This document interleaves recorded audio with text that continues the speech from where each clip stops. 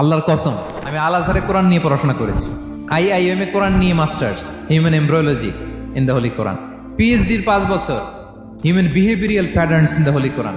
এখনো তো তাফসির করে যাই, প্রতিদিন কোরআন স্টাডি করি, একটা আয়াত যত পড়ি প্রত্যেক স্টাডিতে নতুন নতুন ইনফরমেশন আমার মাথায় চলে আসে। শুধু আমার মাথা না, পৃথিবীর যত বড় মুফাসসির হোক, যত পড়বে কোরআন, যত রিভাইজ করবে, যত রিসার্চ করবে, প্রত্যেক রিভিশনে সে নতুন নতুন তথ্য পাবে। এজন্য আল্লাহ বলেন আফালা ইয়াতাদাব্বারুনাল কোরআন, ওরা কি কোরআন নিয়ে একটু চিন্তা গবেষণা করবে না, নাকি ওদের অন্তরে তালা, জং ধরা তালা লেগেছে?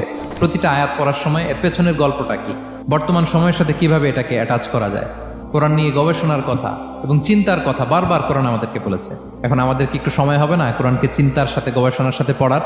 ইব্রাহিম আলাইহিস সালামের মতো গদবাধা গড্ডালিকা প্রবাহে গা ভাসিয়ে না দিয়ে আমরা যেন প্রশ্ন করতে পারি, আমরা যেন বিবেককে কাজে লাগাই। আল্লাহ তাআলা আমাদের সবাইকে কথাগুলো বোঝার ও আমল করার তৌফিক দান করুক।